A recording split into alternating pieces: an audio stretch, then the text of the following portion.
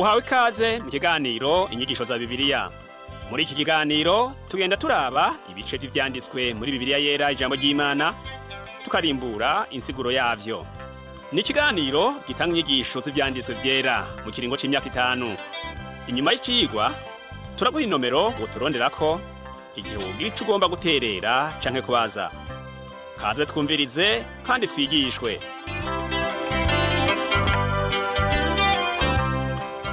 Mugenzi uteze amatwi ikicigwa cacu cuno munsi c'inyigisho za Bibiliya, ndakuramukije amahoro y'Umwami wacu Yesu Kristo abane nawe. Uri kumwe na Pastor Samuel Nsabimbona ndakigushikiriza. Mu cigwa giheruka twarabiye hamwe ubutumwa buri mu murongo wa mbere w'igice ca mbere c'igitabo c'itanguriro buvuga ko Imana ariyo yaremye ijuru n'isi. Ni vy'ukuri Bibiliya ni igitabo gikenewe mu bihe byose no mu bantu bose, kuko arico gitanga kurema no kubaho ufise ivyizigiro mu buzima bw'uwu munsi no mu bwa kazoza. Nico gitabo conyene co gufasha kubaho witeguriye ivyo gushikira utari witeguriye, kikorosha ndetse kigakiza imvune ushobora kugira mu buzima bwawe. Bibiliya rero gitandukanye n'ibindi bitabo.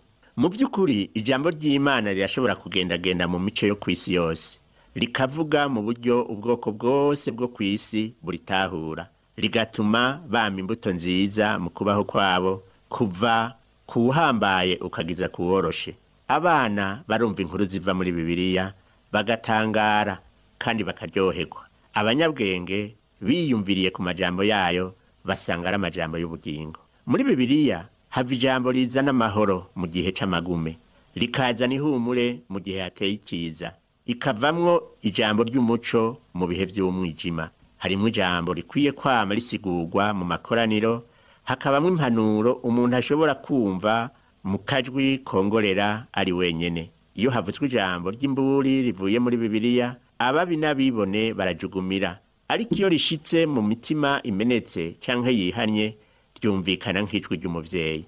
Uwurihonjeje arushaho kugira inzara n'inyota vyo kurisoma, rigatuma umuntu amererwa neza ku mutima. Ikibazo twiyumviriye ko mu vyigwa vy'intangamarara nukumenya ko Bibiliya ari igitabo gifise ico cishangije, ataho kigereranya n'ibindi bitabo vyabayeho, ibiriho canke ibizoza. Hari uburyo bwinshi twabonye bushobora kutwereka ko hari ico Bibiliya itaniyeko n'ibindi bitabo. Uburyo bumwe nuko Bibiliya yanditswe n'abantu b'uburyo bubiri, abo nabo bakaba ari Imana n'abantu. Mu vy'ukuri Bibiliya yanditswe n'abanditsi bashika 40 mu gihe kingana imyaka 1500. Abatari bake muri abo ntibigeze kubonana, ariko rero abo bose uko ari 40 ndaho bigeze batakubiri mu vyo banditse. Bagira ico bahurirako ku buryo biboneka yuko hari cyariko kirabakoresha kibahuza. Bamwe bari abantu babayabaye batize amashure menshi ngo bamenye n'indimi nyinshi, mu gihe hariho n'abandi bari bararangije za kaminuza. Nk'akarorero umwanditsi Luka yanditse igitabo ca 3 hamwe n'icya 5 cyo mu isezerano rishasha, arico ubutumwa bwiza uko bwanditswe na Luka hamwe n'igitabo c'ivyakozwe n'intumwa. Yari yarize kaminuza akamenya n'indimi nyinshi nk'ikigiriki cakoreshwa ico gihe, kandi yari umuganga. Mu gihe Simoni Petero wewe yari umurovyi gusa, atigishijwe kandi n'ubwo rurimi rw'ikigiriki atago yarazi, ariko nticababujije kuvuga rumwe na Luka. Imana Mpwemu Yera yakoresheje abo bagabo bombi, yarabarongoye mu kwandika ivyiyumviro vyabo nk'uko bumva nyene barongowe, ku buryo banditse ijambo ry'Imana nk'uko yo nyene yagombye ko rivugwa. Aha rero niho igitabo ca Bibiliya gitangarije. Ico turiko turavuga nuko hari abantu kanaka bagize uruhara mu kwandika Bibiliya, n'Imana nayo ikaba ibifisemo uruhara. Icerekana uruhara rw'Imana mu kwandika Bibiliya n'amajambo nk'aya: Imana yavuze, canke ngo Uhoraho yavuze, canke ngo uko niko Uhoraho avuze, n'ayandi yerekana ko ari ijambo ry'Imana. Muri Bibiliya amajambo nk'ayo abonekamwo ibihetangabo 2500. Imana yarerekanye neza kwiri kivugira muri Bibiliya. Nico gitabo gishobora kuguha ubuzima ugacika umwana w'Imana.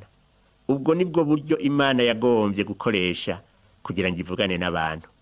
Hamwe ubu yovuga iri mu ijuru, yoba iriko irasubiramwo ivyo yamaze kutubwira vyanditswe muri Bibiliya.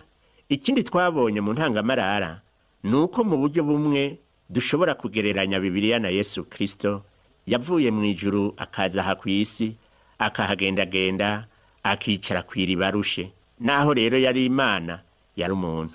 Yavuganye n'abantu abamenyesha ibitari bike. Bibiliya nayo ni igitabo kitumenyesha vyinshi dukeneye kumenya uyu munsi vyerekeye ubwami bw'ijuru. Turashobora kugisanga aho cibereye mu nzu z'amasomero y'ibitabo, bimwe bita amabibliyoteke, tukayitunga mu mazu iwacu, mbere naho dukorera turashobora kuyitungiraho, kandi hariho n'abayigendana mu masakoshi yabo, canke mbere kubw'ubuhinga bwa none ushobora no kuyitunga muri telefone yawe ngendanwa.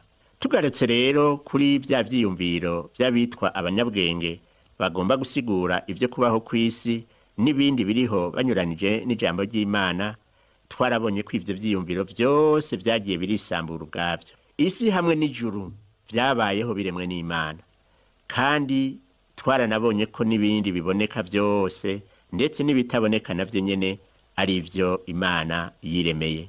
Ikirushirijeho nuko Imana yaremye umuntu kugira ngo ayiheshe icubahiro. Reka rero uyu munsi naho tubandanirize ku murongo wa 2 wo muri ico gice ca mbere c'igitabo c'Itanguriro. Imana imaze kurema ijuru n'isi, umurongo wa 2 uvuga ngo isi ntiyari bwagira ishusho, kandi nta cari kuri yo. Umwijima wari upfutse ibenga rinini, kandi mpwemu w'Imana yatambatamba hejuru y'amazi. Aho turiko turasoma muri Bibiliya iheruka kwandikwa mu mvugo y'ikirundi cumvikana. Iri jambo ngo isi ntiyari bwagira ishusho, canke ngo isi yari ikiri buziba, bisobanurwa ko atako yasa. Ntiyari bwategurwe neza ngo ihabwe ishusho nk'iyi tubona, kugira ngo ibe iyibereye ko abantu bayibako. Yari kubusa gusa nk'uko twabisomye. Umwiza wari upfutse idamba, ariryo benga rinini. Ivyo umuntu yobitahura kuko atakirere cari bwabeho. Harabizera ko kuba umwijima wari upfutse idamba, ariryo benga rinini, vyerekana ko atariho Imana yaba, kuko Imana ari umuco. Wibuke ko Uhoraho yaremye isi kugira ngo abantu tuyibeko. Uwavugishwa n'Imana Yesaya yarabivuze neza mu gice ca 45 ku murongo wa 18 ahavuga ngo uku ni Uhoraho agize uwaremye amajuru, niwe Mana uwabumbye isi akayirema. Yarayikomeje, ntiyayiremye ngo ibe kubusa gusa, ariko yayibumbye kugira ngo ibeko abantu. Ati ni jewe Uhoraho kandi nta wundi. Isi yari ikwiye gutandukanywa n'ukwezi kutabereye ko abantu bakubako. Hanyuma kandi twasomye yuko mpwemu w'Imana yatambatamba hejuru y'amazi. Ijambo ryo mu rurimi rw'Igiheburayo ryakoreshejwe mu kuvuga uko kutambatamba canke uko kugendagenda kwa mpwemu yera ku mazi, ryerekana ko yagira nka kurya inkoko igira iyibundikiriye amagi iberagura. Aha tubona ko mpwemu yera yatanguye igikorwa co guhingura. Akaba ari igikorwa usoma Bibiliya asanga mpwemu yera abandanya gukora kenshi. Iki gikorwa natwe arakidukorera. Wibuke ko Umwami wacu Yesu Kristo yavuze ati, iyo umuntu atavyawe n'amazi na mpwemu, ntashobora kwinjira mu bwami bw'Imana. Mu butumwa bwiza uko bwanditswe na Yohana mu gice ca 3 umurongo wa 5. Harabizera ko amazi avugwa hano muri uyu murongo ari ijambo ry'Imana, naryo rikaba riva kuri mpwemu yera. Reka twongere twibukanye ko ikindi twasomye mu ntangamarara kitwereka kikatwemeza ko Bibiliya ari ijambo ry'Imana, ari uko ibyahishuwe byashitse. Bibiliya yavuze vyinshi vyavuzwe bigashika. 1/4 cy'ivyanditswe ufatiye ku gihe vyandikiwe, cyane cyane ivyo mu isezerano rya kera, n'ivyahishuwe byari bikwiye gushika, n'ivyahishuwe byari bikwiye gushika mu gihe kizoza. Kandi ubiravye usanga ko bitari bike birenze ivyo abantu biyumvira ko vyoshika byaramaze gushika. Bimwe ndetse vyashitse abavugishwa n'Imana babivuze bakiriho. Nk'akarorero, Mikaya yari umuvugishwa n'Imana, yahishuriye umwami Ahabu ko agiye mu ntambara nk'uko yari yabiteguye azogwayo. Naho abavugishwa b'ibinyoma bari bamubwiye ko azotsinda, akagaruka afise intsinzi. Ariko kuko umwami atemeye amajambo y'uwavugishwa n'Imana Mikaya, yaciye atanga itegeko ko bamupfunga bakamugaburira ibyo kurya n'amazi by'intica ntikize kugeza avuye ku rugamba. Ariko rero uwo muvugishwa n'Imana yari yamaze kubwira umwami ko azogwa mu rugamba kandi ko ari Imana yabivuze. Mbere yongera ko ati niwagaruka Imana izoba itavuze, Imana izoba atari yo yavuze. Mu by'ukuri Imana yari yabivuze kuko Ahabu yaguye mu rugamba ingabo ziwe zigatsindwa. Aho rero ucubona ko iryavuzwe ryatashe bidatevye, uwarivuze mbere akiriho. Iyo nkuru iboneka mu gitabo ca mbere c'Abami mu gice ca 32. Umurongo wa mbere n'uwa kabiri yo mu gitabo c'Itanguriro igice ca mbere, uwa mbere utumenyesha ko mu ntango Imana yaremye ijuru n'isi.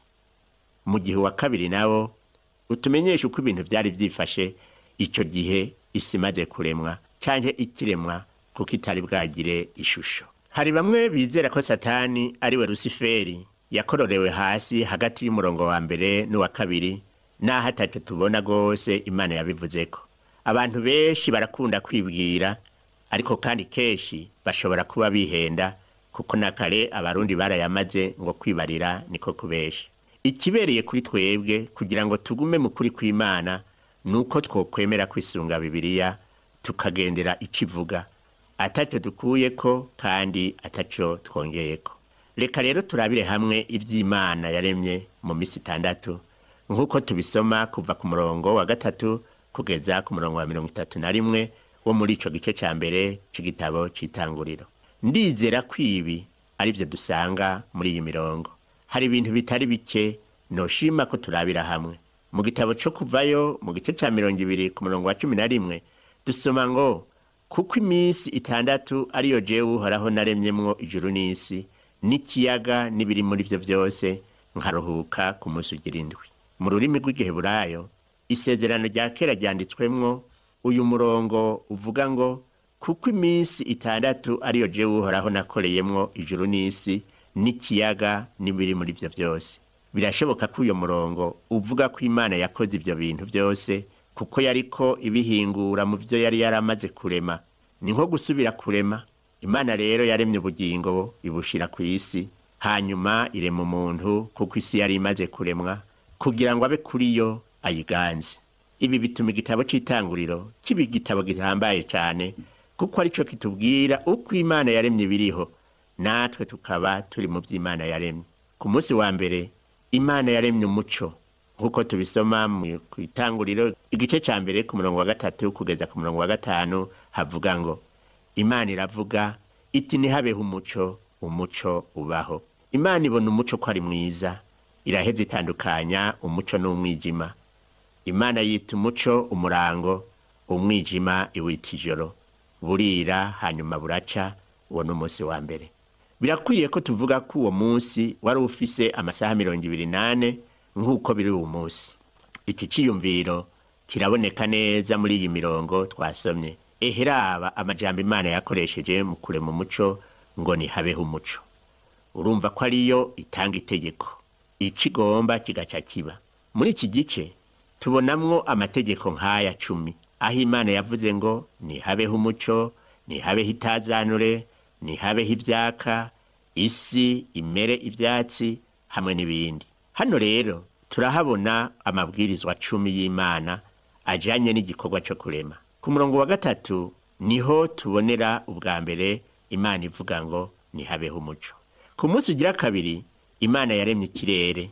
Itanguriro igice ca mbere ku murongo wa 6 haravuga ngo Imana iravuga iti nihabeho itazanure hagati y'amazi ritandukanya amazi n'ayandi. Ijambo ry'Igiheburayo risobanura itazanure nirijya risobanura ngo ikirere. Ico kirere cyari gikwiye gutandukanya amazi n'ayandi. Byumvikana ko harayari hasi n'ayandi ari hejuru. Umurongo w'indwi uvuga ngo Imana irema ikirere hagati y'amazi gitandukanya amazi yo munsi y'ikirere nayo hejuru yacu. Biba kuno kumva ko amazi yagarukira hariya hejuru tutabona ntibitangaje. mu gihe c'agatasi turumva bivugwa ku maradiyo ko hari imvura iba nyinshi ikarengera amazu n'ibiti. Iyumvire nawe kubona amazi aho ku mbuga atera aja hejuru kugeza arengeye amazu. Imana kubw'ubushobozi bwayo ishira ikirere hagati y'amazi, amwe aguma hejuru ayandi aguma hasi. Umurongo w'umunani uvuga ngo maze ico kirere Imana icita ijuru, burira hanyuma buraca. Uwo n'umunsi wa kabiri. Iri juru rivugwa hano bishoboka ko atari ijuru uciye wiyumvirako. Ivyanditswe bivuga ku bwoko bw'amajuru atatu. Umwami Yesu yavuze ivyerekeye inyoni zo mu kirere, kandi nibaza ko ari ryo juru rivugwa hano. Hanyuma kandi haravugwa ijuru inyenyeri zibako.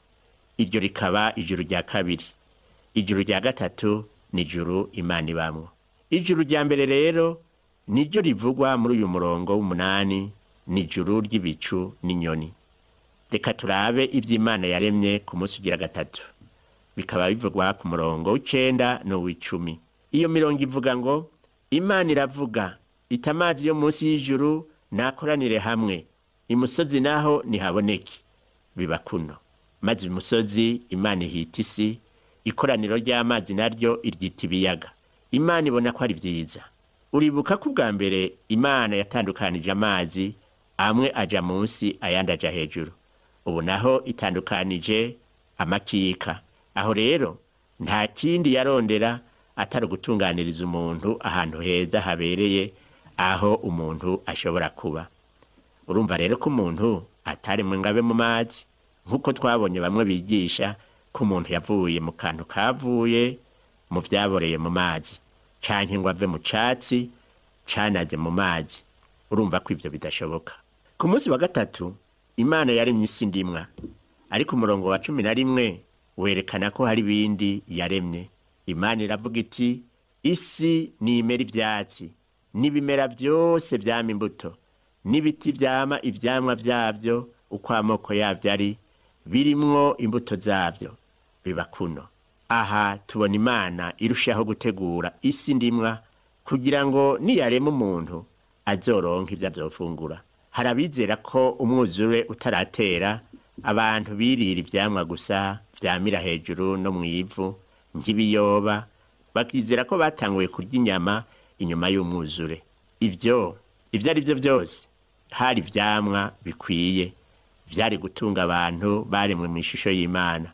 Ugushirwaho kw'ivyatsi n'ibiti vyama imbuto nico casozereye ibikorwa byo ku munsi wa gatatu.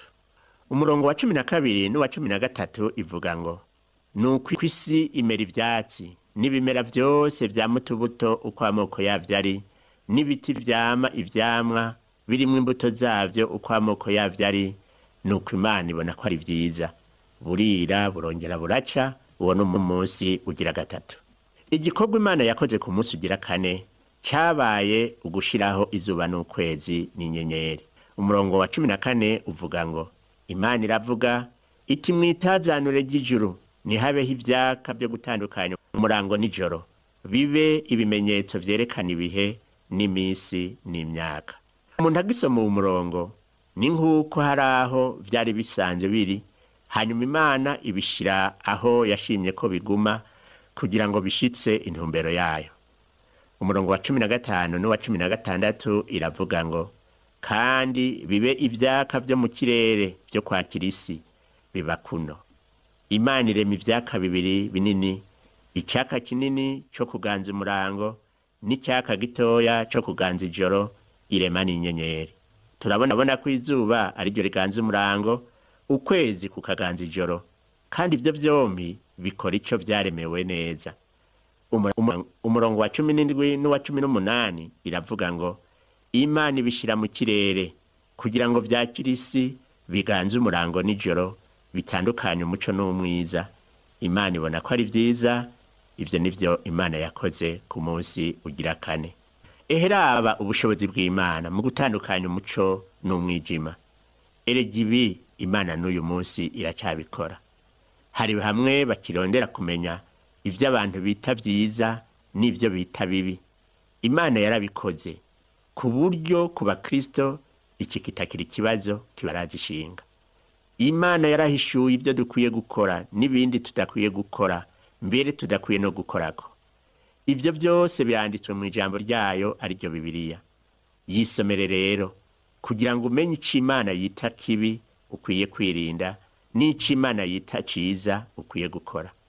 Nturondere urwitwazo ngo ukore ikibi wisigura ngo ntiwari ubizi ko ari bibi. Imana yaraguhaye ibikwiye ngo umenye igikwiye icyo ari cyo, nk'uko uwavugishwa n'Imana Mika mu gice cyo cya 6 ku murongo w'8 avuga ngo ko yakweretse iciza icyo ari cyo ga yewe muntu. Imana yarakweretse iciza icyo ari cyo mugenzi, barico ukurikira. None ku munsi wa 5 hoho Imana yakoze iki? Umurongo wa 20 uvuga ngo Imana iravuga iti mu mazi nihasegenyuke isinzi ry'ibifise ubugingo, kandi biguruka nibiguruke hejuru y'isi mu kirere cy'ijuru. Umurongo wa 21 nawo uvuga ngo Imana irema ibifi binini binini n'ibifise ubugingo byose bigendagenda, ibyasegenyutse mu mazi nk'uko amoko yavyo ari, n'ibiguruka byose bifise ivyubi nk'uko amoko yavyo ari. Imana ibona ko ari vyiza. Ikibonekeza cyo nuko ibifise ubuzima byose bitakomotse ku kintu kimwe. Bitakomotse ku kintu kimwe nk'uko bamwe batemera ko byose byaremwe n'Imana bavuga. Iyo mirongo twasomye yerekana ko Imana imaze gutanga itegeko haciye hasegenyuka ibifise ubugingo byo mu mazi no mu kirere uko amoko yavyo ari, nk'uko tubibona uyu munsi. Imana iravye ivyo byose ihejeje kurema ibona ko ari vyiza. Erega icyo Imana ikoze cyose mugenzi kiba ari ciza. Eka niyo ikoze ku mutima w'umuntu yananiranye mu ngeso, arahinduka akaba mwiza nk'uko ishobora no kumuremamwo, kuko ishobora no kumuremamwo umutima mushasha, nk'uko Ezekiyeli yabihishuriwe mu gice ca 36 umurongo wa 26 ahavuga ngo kandi nzobaha umutima mushasha, ndabashiremwo impwemu nshasha, nzokura umutima ukomeye nk'ibuye mu mibiri yanyu, ndabahe umutima woroshe nk'inyama. Umurongo wa 22 wo muri ico gitabo c'Itanguriro mu gice ca mbere uvuga ko Imana imaze guheza igikorwa cyayo cyo ku munsi wa 5 yaciye ihezagira ibyo binyabugingo yaremye. Iti nimurondoke mugwire mwuzure mu mazi yo mu biyaga n'ibiguruka nibigwire mu isi. Kandi niko bimera iyo Imana ihezagiye ibihezagiye, imigisha irasesekara ikaboneka. Icyo ngusabira mugenzi nuko atacaha coba mu bugingo bwawe ngo kibuze imigisha y'Imana kugushikamwe. Ku munsi ugira 6 naho ibifise ubugingo bikwiye kuba kwisi.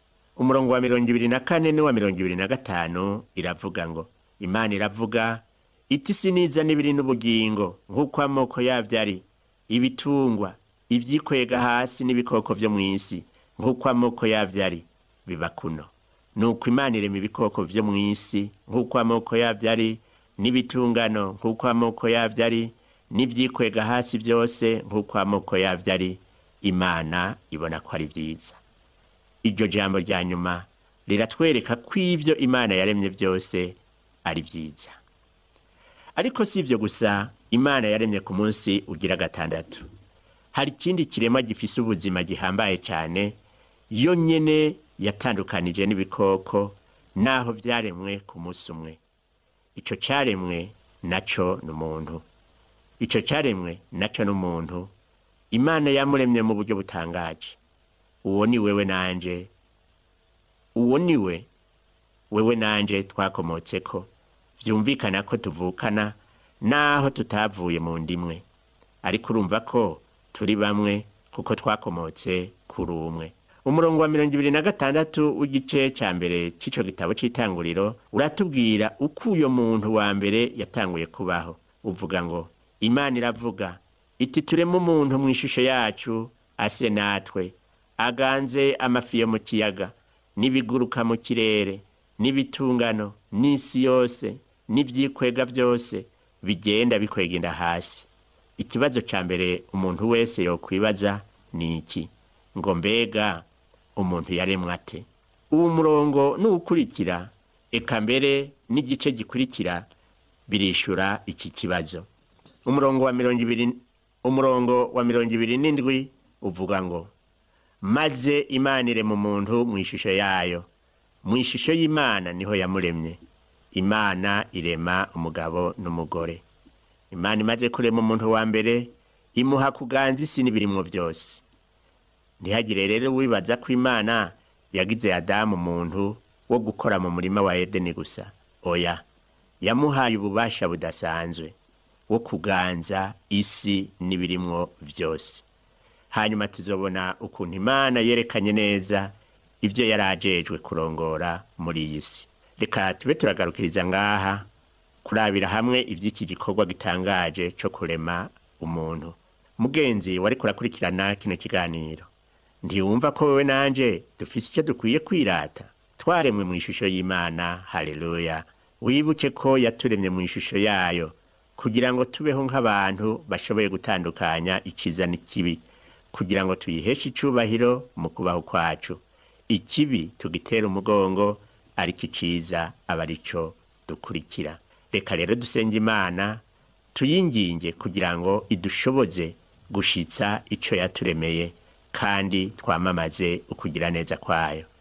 Mana Data wa twese uri mu ijuru, wewe muremyi w'ijuru n'isi n'ibirimwo byose, turagushima yuko watunganirije umuntu ahantu ho kuba kuri ino si, umaze gutegura n'ibizomutunga.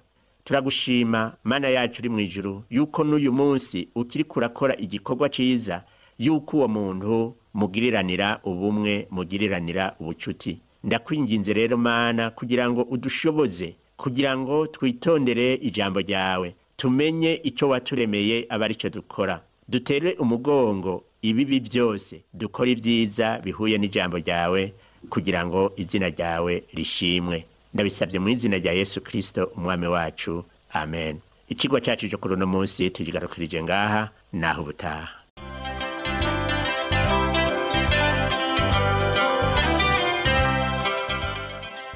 Wakoze kumviriza icigwa c'ijambo ry'Imana c'uyu munsi. Ushobora kumviriza n'ibindi biganiro by'inyigisho za Bibiliya canke ukabikwega kuri uru rubuga rwa interinete rukurikira: http utuburungu tubiri uturongo tubiri duhengetse ttb akaburungu twr.org. Ushobora kumviriza ikiganiro cyo muri indwi canke ugafyonda ahanditswe ngo rondera ukurikije itariki kugira ngo wumvirize ikiganiro camaze kurengana.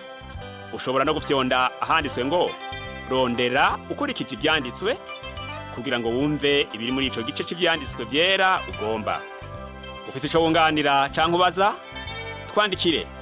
Email ni twr@gmail.com. Ushobora kandi kudusanga kuri Facebook yitwa TWR Burundi. Ushobora no kutwakura kuri iyi telefone yo mu biro.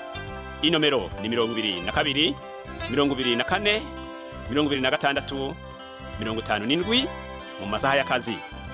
Canke kuri telefone ngendanwa inomero ni 69 67 12 77 79 74 19 93.